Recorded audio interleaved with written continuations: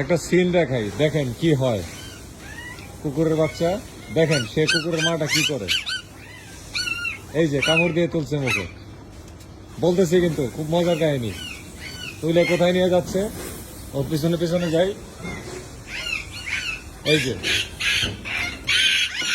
এই জায়গায় আগে রাখছে।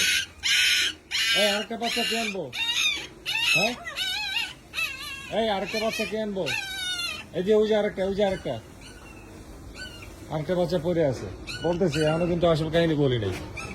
এই যে এই যে বাইরেছে বাইরেছে বাইরেছে বাইরেছে বাইরেছে। এই যে এই যে এই যে এই যে এটারে কে নিব? হ্যাঁ, নে নে, হ্যাঁ হ্যাঁ নে, হ্যাঁ নিচে নিচে। বলতেছি বলতেছি কাহিনী বলতেছি, আগে ওরে নিয়ে রাখুক তারপরে। আরে এটা নিচে পড়ে গেছে, ওই যে উপরের গুলা চিলাইতেছে বেশি। এই এটারে কে তুলবো? হ্যাঁ, নাকি এটার প্রতি দরদ নাই? এটারে কে তুলবো? এটারে আমি তুলে দিই। নে, এই নে, এই নে। এই ভ্যান গাড়িতে মোট বাচ্চা ছিল 8টা। তো ওদের যখন প্রসব হয় তখন হয়েছিল এই চিপার মধ্যে। পরে আমি এখান থেকে তুইলা আইনা দিয়েছিলাম ভ্যান গাড়ির ভিতরে। মোট বাচ্চা ছিল 8টা, কিন্তু দুর্ভাগ্যবশত এখন বাচ্চা আছে 3টা। 5টা বাচ্চা কিন্তু মারা গেছে। তো এই যে ওদেরকে এতদিন ভ্যান গাড়ির ভিতরে রাখছি, এইটারে সে তার বাসা মনে করে এখন।